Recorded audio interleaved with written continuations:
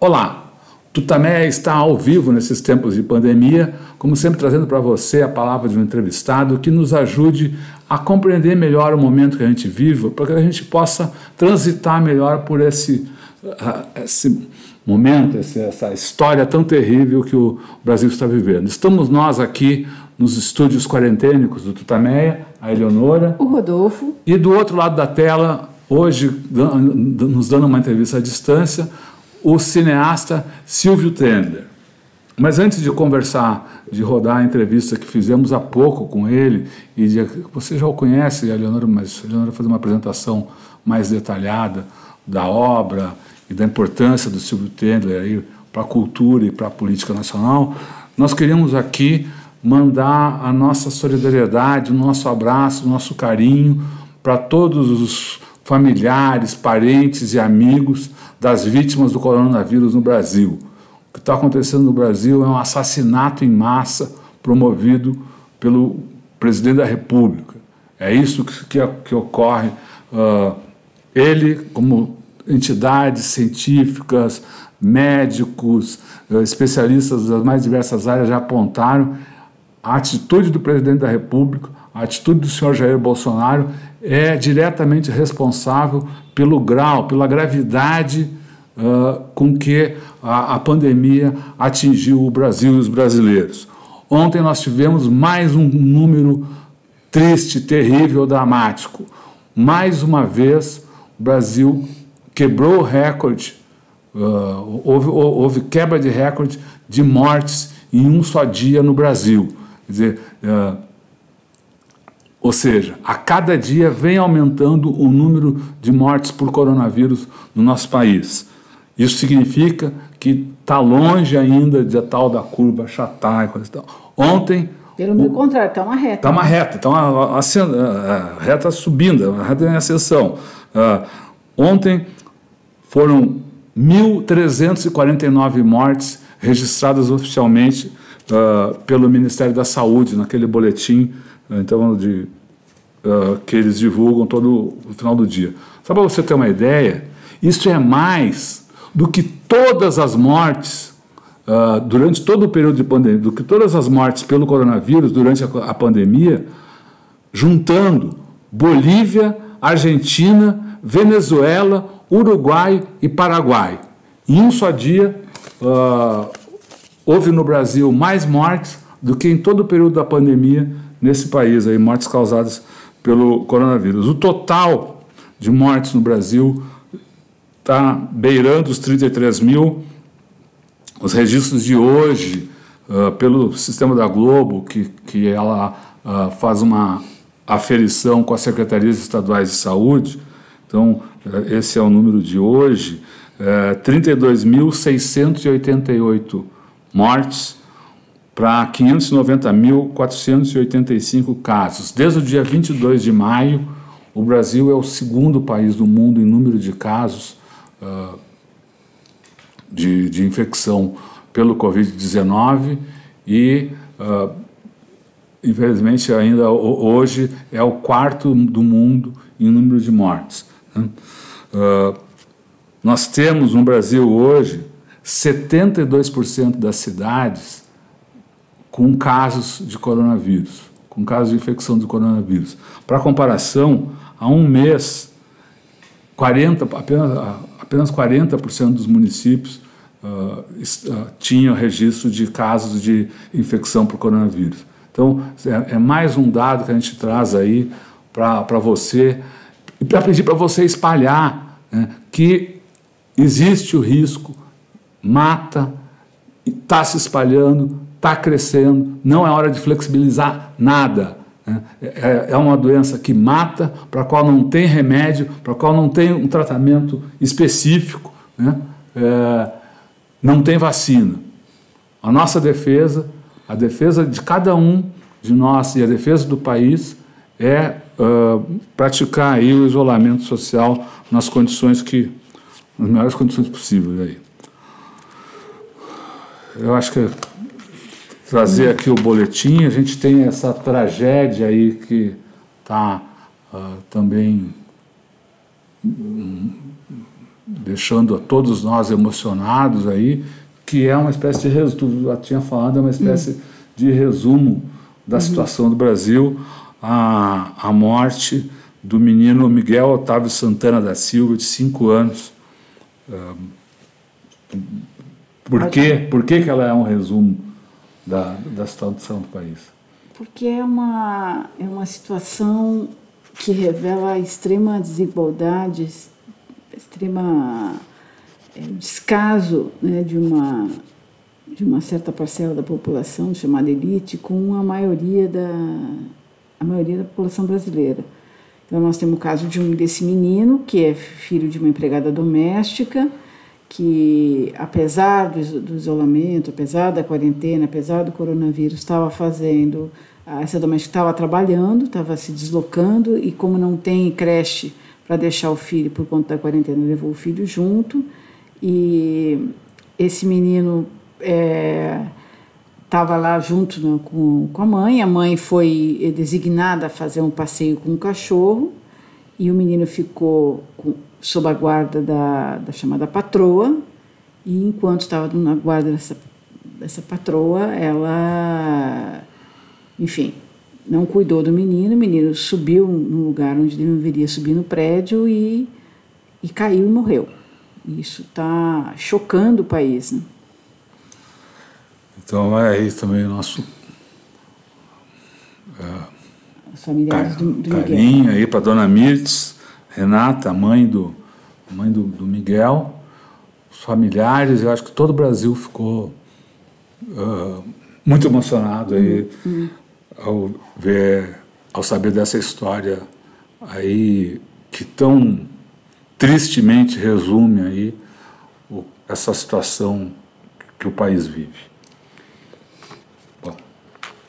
Bom, a gente foi hoje, há pouco, né, conversamos com o Silvio Tendler, que é um cineasta, que é, digamos, uma pessoa essencial, cuja a obra, né, é essencial para entender o Brasil, esse Brasil aí que a gente acabou de falar. Então, o Silvio Tendler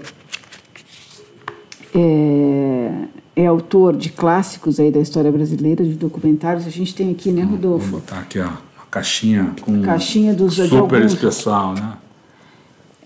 O Jango e o Zeno JK são 2 filmes essenciais para entender o Brasil. E ele fez muito mais, você está acompanhando, é um cineasta, um documentarista, um cineasta muito produtivo, fez muita coisa, Utopia e Barbárie, Dedo na Ferida, O Veneno Está à Mesa, fez filmes sobre Milton Santos, sobre Marighella, e toda essa obra dele está disponível no seu site, na Caliban, né? Isso, Caliban Produções Cinematográficas. Então você pesquisa Caliban Produções Cinematográficas, é o site do Silvio Tendler, é o site da produtora dele, e lá estão disponíveis todos os filmes que ele produziu de graça, né? Já bem desde antes da pandemia. É uma política que ele vem adotando já há bastante tempo. Falou sobre ela quando veio aqui daí sim, ao vivo, nos nossos estúdios caseiros, né, domésticos, e contou um pouco de toda a sua trajetória, falou por quê. Você foi lá no Tutameia TV, você vai achar essa entrevista que a gente fez com ele no passado. Está lá no Tutameia TV. Mas fala a data de hoje, Eleonora. Bom, e aí uma pessoa que se dedica tanto à história do Brasil, o Brasil, hoje está muito envolvido num dos manifestos que está circulando aí, um manifesto de unidade contra o fascismo.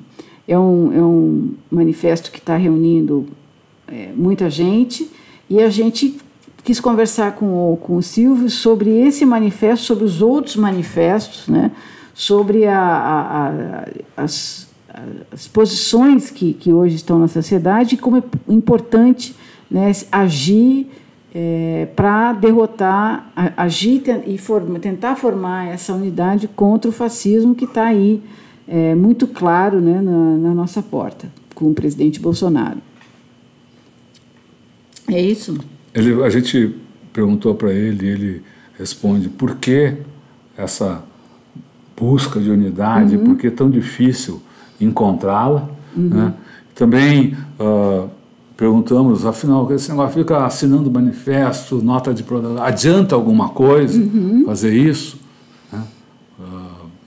Enfim, é uma questão aí que também foi debatida, e ao longo na entrevista ele também nos contou um pouco sobre os projetos, novos filmes que ele está desenvolvendo, que ele está produzindo, mesmo na reclusão agora aí da quarentena. É um cara o tempo todo super ativo, produtivo, então muito bacana também essa fala sobre o trabalho de cineasta na quarentena. É isso? É isso. Então vamos colocar aqui o Silvio e acompanha essa entrevista que a gente acabou de fazer com o Silvio Tendler. Silvio, muito obrigada por você estar aqui, ainda que remotamente, no Tutameia, nos nossos estúdios tutameicos. Silvio, eu queria te perguntar sobre esse manifesto que você está liderando, um manifesto pela unidade antifascista. Queria que você começasse falando como é que surgiu essa ideia, o que é esse manifesto, o que você está pensando aí dessa situação toda. Bom, em primeiro lugar, eu queria agradecer o convite de vocês, dizer que eu estou muito feliz de estar mais uma vez com vocês, virtualmente, por as circunstâncias. Mas é bom a gente conversar, é um bom espaço. Então, vamos lá. Esse manifesto, quer dizer, na verdade, ele foi feito a partir de um texto escrito pelo Luiz Eduardo Soares.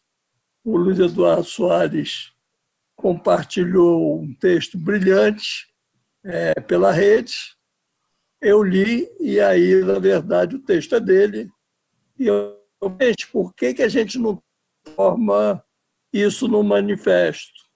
A Flora Sequinde pegou, falou, boa ideia do Silvio, vamos transformar no manifesto. A gente pediu o Eric Nepomuceno para dar uma copidescada, colocar numa linguagem mais palatável para grande público, e a Miriam Kreuzinger ajudou a gente. Então, a gente meio que o Mosquito, o Luiz Fernando Taranto começou a fazer a difusão. Então, nasceu meio assim o Exército Branca Leone, que quis empunhar uma bandeira de luta e unidade antifascista.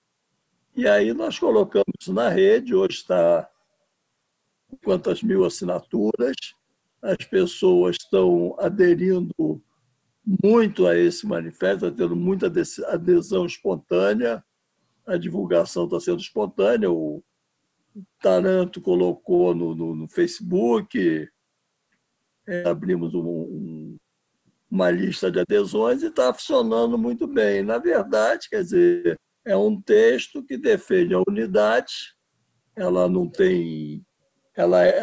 o programa dela, todos aqueles que estão insatisfeitos e preocupados com o rumo que o país vem assumindo em relação a uma direção deliberadamente fascista, nos preocupa muito o processo eleitoral que deve acontecer no ano, e a gente quer que todo mundo abra mão de suas vaidades para que consiga, dentro de um texto conjunto, fazer uma unidade e lutarmos, então, essa liberdade, ainda que tardia e necessária, que nós temos que viver. Nós estamos convivendo com outros manifestos, outros textos. Na verdade, a gente considera importante essa unidade. Nós não temos que ter o monopólio nem da verdade, nem da palavra, nem ser um texto único. A gente acredita que essa pluralidade é mais do que necessária para a democracia, que todo mundo que se identifique nessa luta antifascista se organize e faça circular. E a gente está vendo alguns manifestos muito importantes acontecendo, o do Eduardo Moura sobre 70%, são mais de 70% dos advogados, o Basta, né, o Unidos pelo Antifascismo. Então, existe uma unidade coletiva nossa, não organizada, mas que é necessário nesse momento que o país está vivendo. O manifesto antifascista ele faz um chamamento quase que específico aos partidos políticos, para que, como você disse, abram mão de suas vaidades, de seus projetos específicos, em nome dessa defesa da democracia do Brasil. Como tem sido a resposta a isso? Olha, a resposta está sendo muito boa. Ela está sendo, na verdade, muito mais ampla do que nós esperávamos.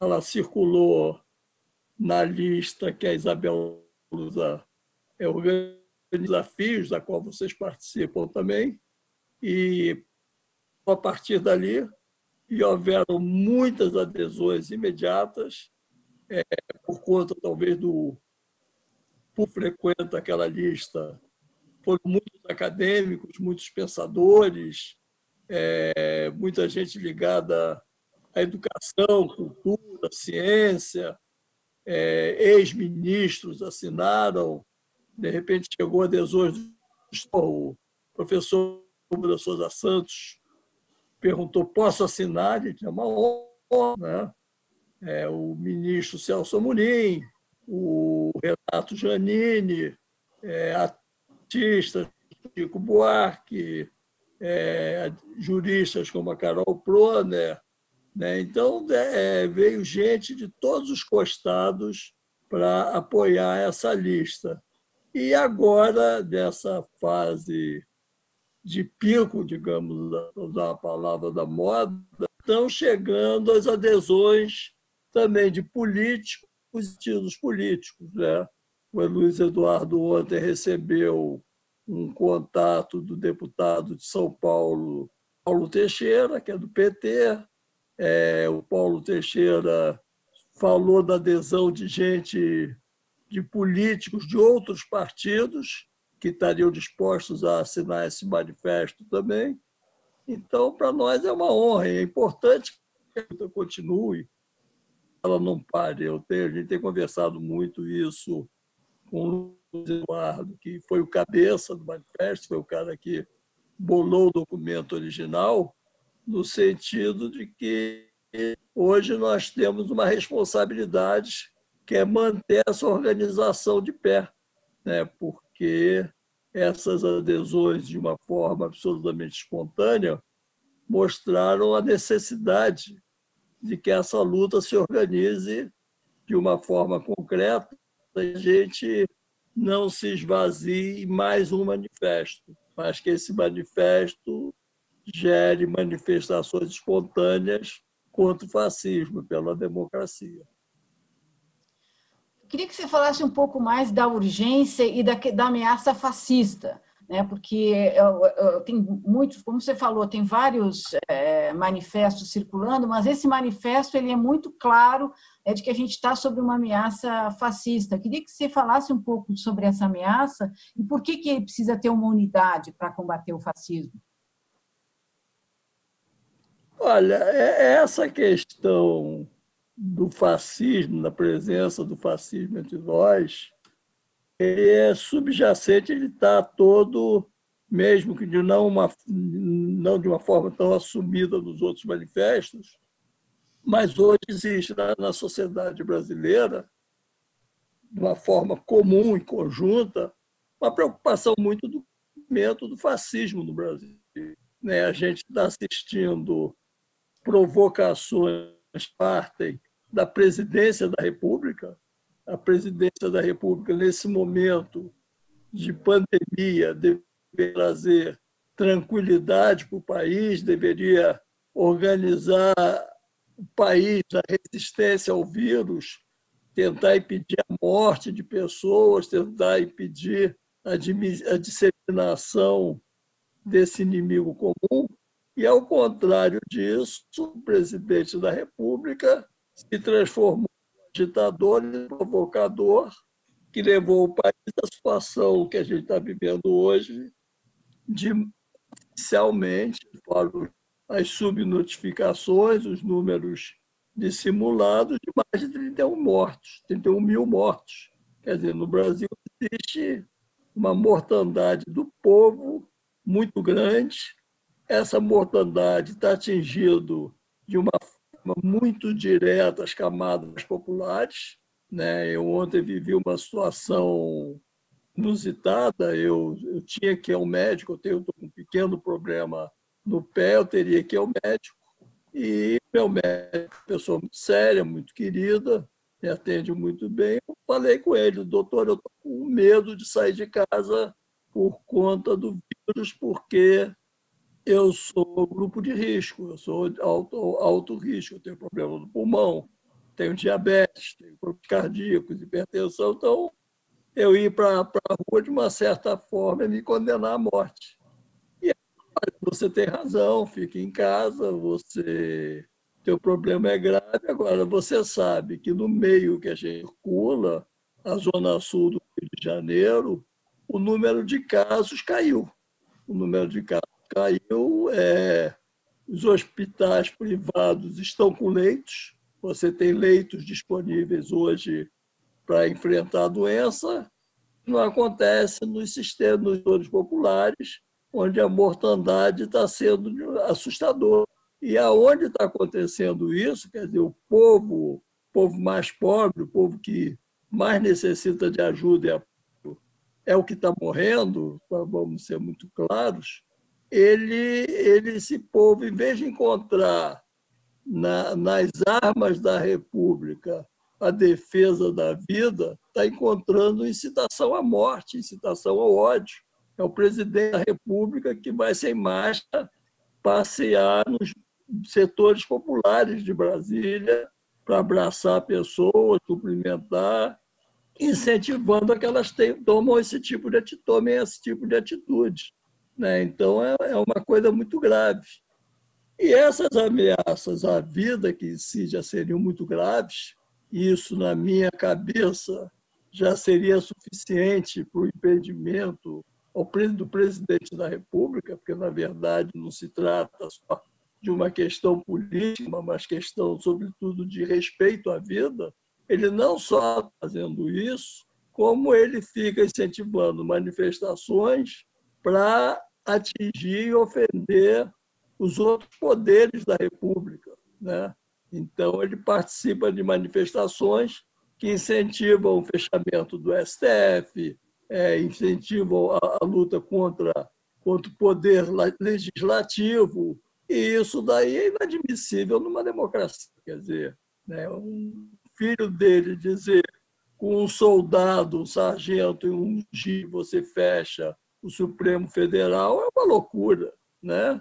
O ministro da Educação, na presença do presidente da República, dizer eu prenderia todos esses imbecis ali do STF, é inadmissível, é inacreditável que a gente continue convivendo com isso. Então, esse manifesto é um alerta a esse fascismo que está nos unindo a todos na oposição. Hoje, quando a gente diz somos mais de 70%, é porque somos, quer dizer, na verdade, a gente tem muito orgulho da base deles ser de 30%. Então, se a base deles é 30%, a nossa é 70%. E 70% da população brasileira, de todas as colorações políticas, são contra isso que está acontecendo hoje no Brasil. E o nosso manifesto plural e unitário defende isso. A gente defende a unidade de todas as forças que sejam contra o fascismo, sem colorações, sem limites, sem vetos, sem a gente dizer esse pode, aquele não pode, esse eu vou com a cara, aquele eu não gosto, não me representa. Todo mundo que quiser lutar contra o fascismo me representa. E eu quero estar junto com todos aqueles que são contra o racismo. E aí eu acho que a gente está conseguindo, nós Eu já estou com 70 anos de idade, tenho algumas lições históricas da grandeza de políticos que tiveram que se aliar entre adversários e inimigos para lutar contra o mal maior e venceram. Quer dizer, eu posso chamar a atenção da Segunda Guerra Mundial, a aliança que houve entre Roosevelt, Churchill e Stalin. Né? Eles participaram de uma frente antinazista, antifascista.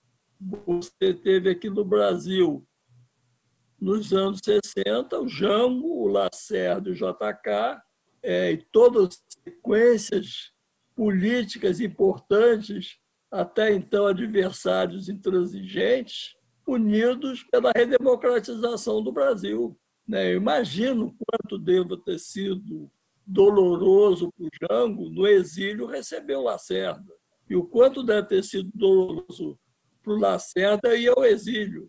E o JK, que também foi muito prejudicado, o golpe, de uma certa maneira, foi dado contra ele, recebeu o Lacerda de Lisboa. Então, essa grandeza desses homens políticos é que nós temos que ter hoje aqui no Brasil.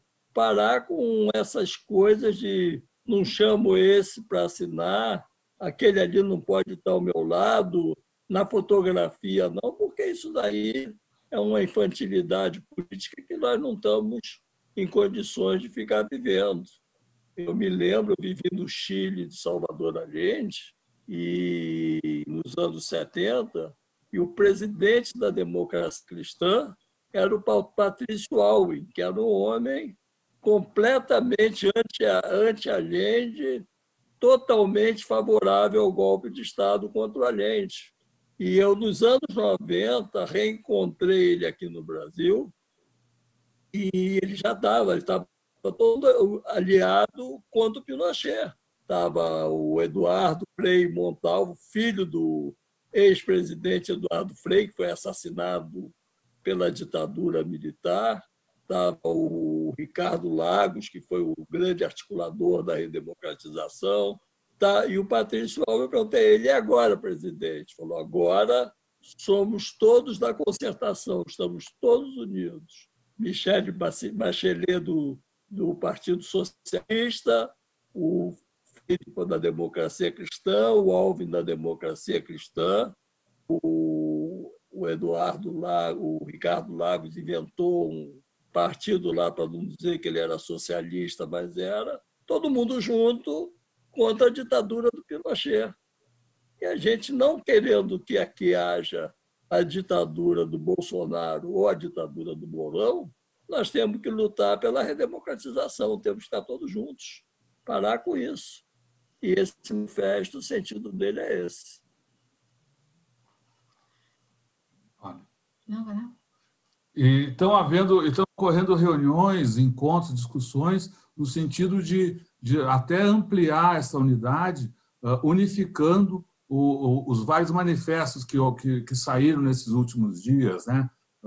Cada um na sua área. Agora há uma discussão para que se unifiquem todos. Sim, a minha proposta, que eu tenho discutido no nosso petit comitê lá, com Luiz Eduardo, Brando e tal, é essa aqui. Primeiro, a gente criou uma coisa maior do que a gente imaginava e que todos juntos temos que assumir um protagonismo. E segundo, tem que haver uma aliança de todos os setores, de todo mundo que é contra o fascismo. Né? Chame pelo nome ou não, mas existem pessoas que querem ser mais discretas, criar eufemismos, palavra fascismo, mas é o fascismo que nós estamos sendo ameaçados. Então, eu sou favorável e sei da existência de vários encontros virtuais e reuniões virtuais de pessoas dos diversos manifestos, dos diversos grupos políticos que estão discutindo uma estratégia única de ação. O que não é uma coisa fácil, porque o ser humano ele é complicado por si mesmo, pela própria essência. Né? Então, é difícil, quer dizer, dentro do mesmo setor, dentro do mesmo grupo. Agora, por exemplo, está tendo uma discussão se apoia as manifestações de domingo ou não. Eu, pessoalmente, sou a favor da gente ir para a rua. Eu tenho problemas pessoais de saúde, eu não poderia ir, quer dizer, estou me colocando numa situação cômoda de incitar as pessoas a irem à rua sem poder ir, mas, e o Luiz Eduardo levanta essa questão que a pandemia, que as pessoas vão correr muito risco de contaminação do vírus, da saúde, indo às manifestações. Existem dois medos hoje nas manifestações, que é a contaminação pela doença e o risco da ação dos black blocs, que a gente já sabe, absolutamente infiltrados pela extrema-direita, pela polícia, que quer provocar conflito, confronto. Nós temos visto nas últimas manifestações provocações para transformar em violento uma coisa que é pacífica. Então, existe essa preocupação e a famosa não dar água para o moinho do adversário, né? Só que a gente tem que tomar muito cuidado, até ficar fazendo gestos desmentidos com as mãos e tal, e está provocando vento até saber que o moinho do adversário é moído a vento e não é movido a água. Então, a gente tem que tomar muito cuidado com isso. Quer dizer, a gente tentando negar a armas e força para o adversário, a gente cria as condições para eles. Eu acho que a gente tem, de alguma forma, que ocupar as ruas, tem que estar presente e dizer fascismo não. De alguma maneira, você acha que essas manifestações que estão acontecendo nos Estados Unidos podem repercutir aqui e também ser um estímulo às pessoas saírem? Como é que você vê essa interligação, se é que ela existe? Totalmente. Eu acho que o que está acontecendo nos Estados Unidos já repercutiu no mundo inteiro. Quer dizer, o mundo hoje é diferente diante da morte do George Floyd, né? Eu acho que a morte violenta e bárbara que ele sofreu, morte nenhuma serve para alguma coisa, mas no caso dele, ele mobilizou a população dos Estados Unidos de uma forma unitária contra o fascismo que graça lá, né? Então, hoje você tem toda a população norte-americana em quase todas as cidades protestando. É uma coisa que a gente não vê há muitos anos nos Estados Unidos, porque os ex-presidentes norte-americanos, quando eles deixam o poder, eles são muito discretos, né? Existe uma espécie de pacto entre os presidentes americanos que os Estados Unidos está acima de qualquer divergência. E aí você vê cerimônias em que está o Bush, o Obama, o Clinton, o Carter, está todo mundo lá. Nesse caso concreto, o Obama veio a público e, curiosamente, o Bush tem, os dois condenando a ação do Trump, né? Então, eu acho que isso daí quebrou aquela coisa monolítica norte-americana e todos estão lutando por democracia lá.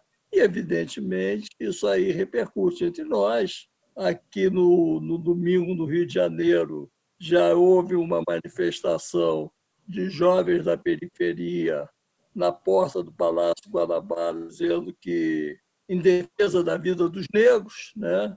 É uma coisa que aqui no Brasil não é muito discutida, mas a gente começa a saber, começa a ter consciência que a população negra é mais atingida pelo coronavírus nas proporções que ela existe. Então, as pessoas estão começando a se manifestar e estão aderindo a esses protestos que são por uma outra qualidade de vida. E a gente tem que começar a discutir o futuro, quer dizer, qual é o mundo que nós queremos discutir, construir coronavírus, né? Eu estou preparando um filme que é sobre isso, meu primeiro filme que vai ser histórico, mas vai discutir a questão do futuro, se chama Bolso à Vida. Nós, depois da pandemia, nós vamos ter como centralidade o ser humano e a natureza ou o capital financeiro? O que vai mobilizar esse processo de reconstrução do mundo e da humanidade? Que nós vamos sair dessa pandemia quebrados. Todos os países vão sair com problemas econômicos muito fortes de reconstrução. É o momento da gente discutir isso. Que futuro a gente quer? Né? O próprio protagonismo do Estado vai estar em discussão de novo. Quer dizer, né? Esse governo que entrou para quebrar o Estado, que naquela reunião vergonhosa que teve no Palácio, o ministro da Economia, que de economia sabe muito pouco, resolveu dizer que o Banco do Brasil devia ser privatizado, né? Ele agora vai perceber a importância do Estado brasileiro tão forte, né? E todo mundo falava mal do Sistema Único de Saúde, o SUS, está percebendo agora que sem o SUS a catástrofe teria sido muito maior. O próprio presidente Macron, na França, que entrou para quebrar o sistema de saúde francês, que é público e muito bom, já percebeu o erro, já estão percebendo a importância de você ter um sistema público de saúde na França. Então, a recentralidade do Estado como regulador das relações interpessoais do país vai ser fundamental. Nós vamos tirar esse protagonismo dessa coisa abstrata e caótica, uma chamada mercado, e vamos devolver para o ser humano. Vamos devolver um protagonismo necessário à preservação da natureza. A gente está percebendo que a gente está donando a natureza e ela está nos dando troco, né? A gente continuar desmatando a floresta amazônica, a gente vai perceber o troco que a floresta vai dar, nos enviando vírus, bactérias, malária e tudo de ruim que fica preservado lá dentro, protegido desse sistema que a gente vive hoje. Então, essa luta pelo futuro é fundamental. Ela é hoje antifascista, pela construção de uma democracia que faça de todos nós protagonistas das transformações sociais, e, ao mesmo tempo, ela é uma luta que preserve as instituições e preserve o desenvolvimento, centralizando no homem e na natureza. Silvio, eu queria que você falasse um pouco da produção, quando você está falando, acabou de falar que está fazendo um filme, e é uma ótima notícia, e eu queria que você falasse um pouco da produção cultural sob esse governo fascista e com essa destruição terrível que a gente está vivendo no país. Como é que você está vendo a cultura como um todo e como é que a cultura está reagindo? Você citou aí vários manifestos, as pessoas da área cultural, os artistas, estão muito à frente dessas iniciativas. Como é que você está vendo a cultura reagindo a essa situação tão dramática? Olha, a primeira porrada quem tomou quando assumiu o governo Bolsonaro foi a cultura. O governo Bolsonaro simplesmente extinguiu o Ministério da Cultura. O governo Temer já tinha tentado extinguir o Ministério da Cultura, percebeu que era um equívoco atrás e voltou atrás, recuou. O governo Bolsonaro não teve medo, extinguiu a cultura, o Ministério nomeou medíocres para os pós-chaves, fez puras provocações, parou com todo o financiamento da cultura. Eles anunciavam com orgulho, eu me lembro, a declaração orgulhosa do presidente da Petrobras, dizendo que a partir daquele momento ele não ia mais produzir cinema, e ele é tão incompetente que nem petróleo produz. O maior tombo que a Petrobras já tomou na vida foi dado nesse governo. Então, eu queria saber o que aquele cara produz. Se ele não consegue administrar a empresa de petróleo e o apoio que eles davam à cultura, eles retiraram, pega o chapéu e vai para casa, que de gestão pública ele não conhece nada. E o cinema brasileiro foi muito atingido pelo governo Bolsonaro. Todas as artes foram atingidas, teatro, cinema, dança, artes plásticas, foi tudo muito atingido. Eles cortaram todo o financiamento público.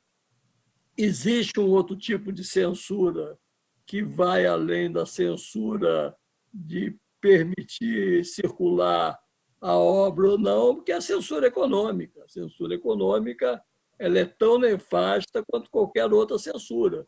E o que esse governo está fazendo com a cultura é uma censura muito forte. Então, as pessoas passaram a viver com dificuldades. Você tem hoje vários movimentos de apoio, de solidariedade a diversos setores das artes que estão passando necessidades. Você tem técnicos de cinema, de eletricidade, cenotécnicos, figurinistas, maquiadores, pessoas que não estão trabalhando e que estão precisando comer. E aí a gente está vendo, inclusive, a proposta de uma lei de emergência cultural. Você tem isso em todas as artes, e aí, até o coronavírus, as pessoas tentavam se organizar fazendo espetáculos meio com os poucos recursos que tinham, mas com o fechamento dos espaços públicos, a questão se agravou, né? Porque você hoje não tem aonde apresentar obra no espaço público. Então, as medidas que estão sendo tomadas são paliativas, são heróicas, são épicas, são necessárias, mas são muito limitadas, né? Por exemplo, cantores, cantoras, compositores que se juntam para gravar e fazer circular por internet, né? Tem coisas muito bonitas circulando pela internet com peças musicais. Eu estou fazendo um filme sobre arte urbana, sobre artistas de rua, artistas que se apresentam na praça, no metrô, e tenho perguntando a eles de que eles estão vivendo, e eles estão passando o chapéu via internet e fazendo lives. E alguns organismos privados, alguns governos municipais muito generosos estão comprando espetáculos eletrônicos deles para dar um certo apoio. Então, você tem uma política de resistência cultural muito bonita, né? Mas é muito limitado, o alcance é limitado. Na verdade, o Brasil precisava ter um governo de verdade, um ministro de economia que entendesse de economia como um todo, sabendo que a cultura faz parte da economia, um presidente da República que não acreditasse que a Terra é plana e a gente pudesse ter um mundo melhor que nos organizasse. Então, vamos lutar contra isso tudo e, sobretudo, a favor da democracia e da liberdade de expressão. Esse é o sentido também do nosso manifesto. Quem concordar, assine. Boa. Nós dois assinamos logo de cara. Então, nós estamos que bom, que bom. O texto um dos primeiros lugares onde apareceu o texto do Luiz Eduardo foi exatamente aqui no Tutameia, né? Porque a gente viu o texto dele no Facebook e entramos em contato com ele e pedimos que ele lesse, gravasse aquele texto para a gente colocar no ar. Porque é um tema, é uma questão que aqui no nosso trabalho a gente está procurando também levar a público, né? Essa discussão da necessidade da unidade de todas as forças políticas para reconstruir o Brasil, né? O Brasil está sendo, não só, você falou da cultura, da economia, o Brasil está sendo destruído de forma metódica por esse governo, né? Tanto na entrega das riquezas como na destruição da saúde do povo. Então, precisamos estar todos juntos contra isso, não?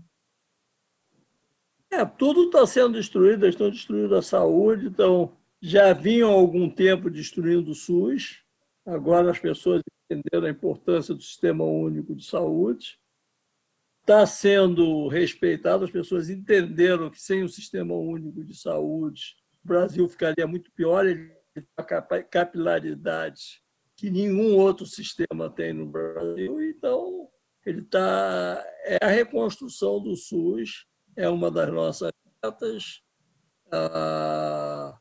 e eu acho que a gente tem que reconstruir esse país também. Aqui no Rio estavam destruindo a casa de Rui Barbosa, a ciência está sendo atingida, o corte nas verbas de ciência são criminosos, o corte no sistema educacional, na academia, na pesquisa, todos esses cortes são criminosos, né? Eu acho que isso aqui vai precisar de uma Nuremberg para resolver tudo que é de mal ao país. Pô. Silvio, você, na sua trajetória de cineasta, você percorreu a história do Brasil e focou em pontos cruciais, né? Você está falando, você disse agora que vai estar fazendo um outro filme, mas é um filme mais amplo.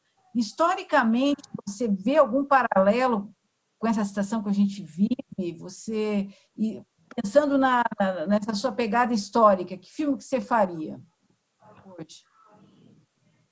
Não, estando nessa minha pegada histórica, eu faria um filme inacreditável, porque se você resolver contar o que a gente está vivendo do ponto de vista ficcional, ninguém acredita na história. Você vai contar essa história e as pessoas vão dizer, olha, isso é muito fraco como ficção. Isso aí não existe, nunca vai existir, não pode. Isso não é ficção científica, isso não é nada. Essa história que você está contando ela não tem pé nem cabeça. E nós estamos vivendo ela cotidianamente. Isso que nós estamos vivendo no mundo hoje, e no Brasil em particular, é inacreditável. E eu não chamo de pandemia, eu chamo de pandemônio, porque, na verdade, é uma questão que já vinha antes do coronavírus. Nós assistíamos pela televisão todos os dias o afundamento de barcos cheios de imigrantes tentando fugir da fome para a Europa ou para os Estados Unidos. Aquela marcha que saiu da América Central para tentar chegar aos Estados Unidos, crianças morrendo de fome, morrendo na frente dos pais, aquele menino que se afogou na frente do pai tentando atravessar para o México. Essas coisas são muito dolorosas e a gente está sendo contemporâneo disso, a gente está vivendo isso todos os dias, né? Aí vem um vírus inacreditável, não é visto a olho nu, ele é milimétrico e ele mata as pessoas em fração de horas, né? Eu vi descrições dos Estados Unidos de gente falando do coronavírus, um médico dizendo, eu estava conversando com um cara ao meu lado, falando no celular, normalmente, de repente eu olhei para ele, o pulmão dele estava todo tomado e ele estava morto. Né? Isso aí é inacreditável, isso aí não tem nenhum filme que eu vi recentemente com Dustin Hoffman na televisão, chamado Pandemia, é tão violento quanto esse. O filme, cinema americano, não pode terminar com desesperança. Então, no final, eles conseguem achar plasma lá e salva a mocinha. Né? No nosso caso, não tem plasma, não tem nada, não tem vacina, não tem coquetel que nos salve. Muito dramático. E mais dramático que isso é vindo no momento político em que não há uma luta pela solidariedade. Nos Estados Unidos tem um presidente que é louco, que provoca o povo o tempo todo. E aqui no Brasil nós temos esse governo que está fazendo essa maldade com o povo brasileiro, com o povo que votou nele. Então, é inacreditável. Essa história não dá para contar. Vamos partir para a utopia e discutir que mundo a gente quer ver. Beleza. Manifesto, voltando aí aos manifestos, que desdobramento você imagina que eles possam ter? Ou, fazendo a pergunta de outra forma, adianta fazer manifesto? Sim, adianta, adianta. Antes de saírem os manifestos, as pessoas estavam meio irônicas via internet, meio que provocando, dizendo: lá vem alguém fazendo uma nota de repúdio. Todo mundo fazendo nota de repúdio e não acontece nada. E aí essa nota de repúdio virou um manifesto e esse manifesto abraçou milhares de pessoas, né? Eu hoje escrevi para o Luiz Eduardo dizendo que eu o via como aquele personagem do Chaplin, em tempos modernos, que é aquela bandeira vermelha que sinaliza o caminhão, o fim da carga cai no chão, ele acena a bandeira vermelha para tentar devolver a bandeira para o dono do caminhão, e quando ele olha para trás, tem uma multidão seguindo ele. Então, eu acho que nós somos essa multidão. Nós somos uma multidão que está esperando uma resposta coletiva. E essa resposta coletiva ela está vindo sob a forma de vários manifestos, né? E as pessoas querem, nesses manifestos, uma unidade imediata que não existirá jamais, porque o nosso mundo ele é fragmentado, né? Então, nós agora estamos unidos em torno desse manifesto, pensamos absolutamente parecido. Mas na hora que a gente começar a discutir um projeto político para o Brasil, você vai pensar de uma forma, a Leonora vai pensar de outra e eu de outra. A gente vai ter que achar uma unidade para seguir adiante. Mas não, essa unidade em si, ela não é uma abstração, ela é uma concretude administrada por humanos. E como dizia o Milor Fernandes, o ser humano é inviável, né? Então, esses manifestos são necessários, e são necessários que sejam muitos e plurais, porque eu não acho ruim nesse momento que apareçam também as visões diferentes do mesmo problema. Não adianta a gente assinar um único manifesto e dentro daquele manifesto ter gente descontente, gente tentando destruir por dentro o manifesto. Eu acho que tem gente aí que está insatisfeita com os manifestos que existiram. Que façam outro, que assinem outro. Entendeu? Eu acho que tem que ter muitos manifestos que hoje é fundamental que tenham uma causa comum, que é a luta antifascista. Eu acho que o nosso manifesto ele é mais agregador na medida que a causa comum é a luta contra o antifascismo. Nós não estamos nem condenando, nem defendendo a propriedade privada, nós não estamos condenando e nem defendendo a taxação de grandes fortunas. Esses são problemas para discutir num projeto político futuro e que vai ser escolhido pelo povo brasileiro em eleições livres, né? Eleições limpas, porque essa eleição que a gente viveu em 2018 também foi uma farsa, né? Esse processo eleitoral não existiu, né? Não existiu com um dos candidatos na cadeia, preso por um juiz que virou ministro da Justiça do governo que ganhou a eleição. Isso é uma vergonha. Aquele processo é vergonhoso. Eu questiono aquela facada, com toda franqueza, eu duvido um pouco daquela facada, daquela maneira que eles descrevem. Nós participamos de um projeto, de uma eleição política que o eleito nunca participou de um debate público com os outros candidatos. Ele nunca foi a público defender ideias. Ele não foi dizer para o povo brasileiro toda essa quebradeira que ele ia fazer. Eu duvido que, se ele tivesse defendido num debate público, se ele teria tido uma votação que ele teve, que também não foi do tamanho que eles atribuem, porque no Brasil tem um grande erro político que soma ao vencedor os votos nulos e brancos. Então, como se o voto nulo e branco fosse um cheque sem fundo para o vencedor, mas não é. O vencedor ele deveria contabilizar só os votos que ele teve. E aí não seria na margem que teria que aparecer o número de insatisfeitos sobre aquele processo eleitoral, que eu tenho certeza que foi a grande maioria.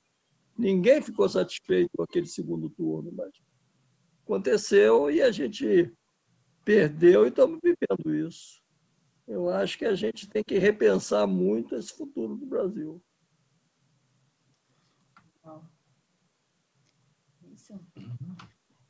Silvio, antes da gente acabar, a gente queria pedir para você algumas dicas de leitura e de filmes que você está curtindo aí na quarentena. O que você recomenda para a gente? E também, só Olha, falar um pouquinho também os dois filmes que você falou que está fazendo, a perspectiva já de... Eles estão em elaboração ou você já tem ideia de lançamento, enfim? olha, eu na verdade, eu criei a estética do demônio, medida em que a gente não pode sair às ruas. Eu estou fazendo o que vocês fazem, eu estou usando a internet para fazer entrevistas. E como eu consigo fazer um filme só e o meu tempo livre é muito grande, eu estou fazendo mais de 2 filmes. Eu estou trabalhando A Bolsa ou a Vida, que é bancado por um grupo de sindicatos, sobre qual o futuro da Guarda, que futuro a gente quer construir. Vai ser filme manifesto para discutir o Brasil que a gente quer construir. Eu estou fazendo um filme sobre o SUS. É um desejo antigo meu, fazer uma defesa do Sistema Único de Saúde no Brasil. É uma coisa que eu, idos passados, discuti muito com o Sérgio Aroca.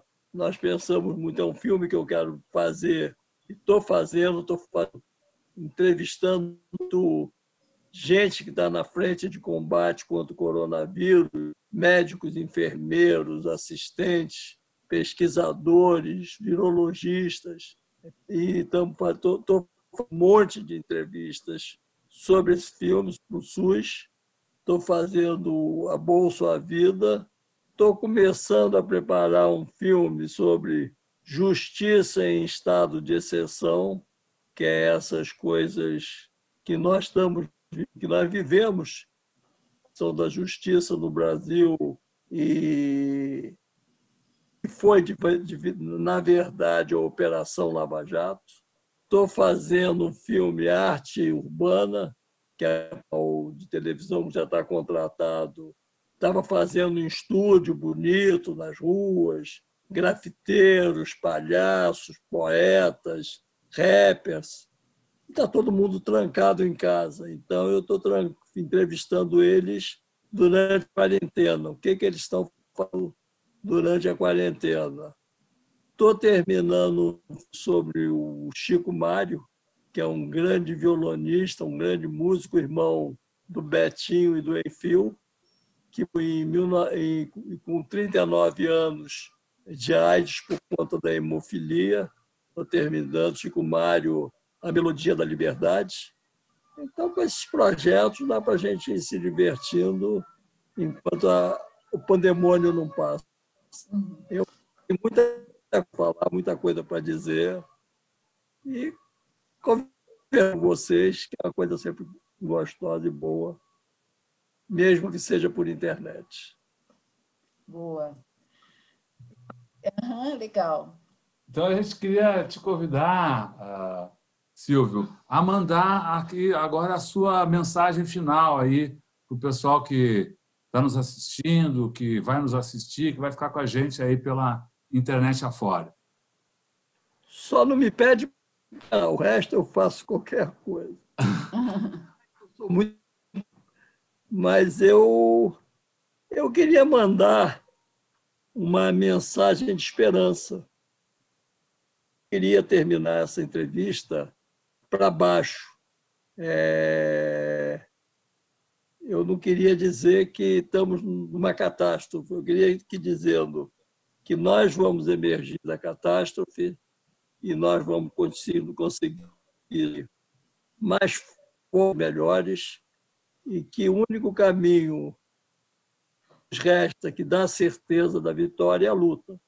Então, vamos seguir lutando, vamos seguir fazendo as coisas que a gente dita, enfrentando, agradecendo muito ao nosso pessoal da área da saúde, o desvelo com que eles estão trabalhando, salvando vidas, arriscando as próprias vidas.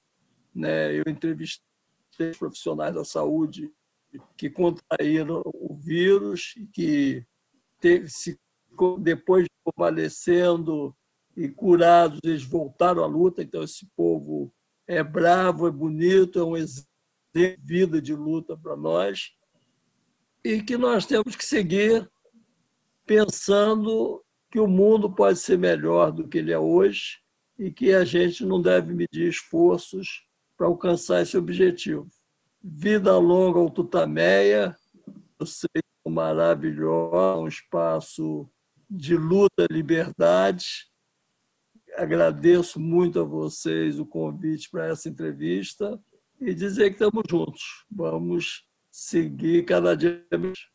Isso aí. Silvio, muito obrigada aí, muito obrigada mesmo. E estamos juntos. Estamos juntos, vamos nessa. Tchau.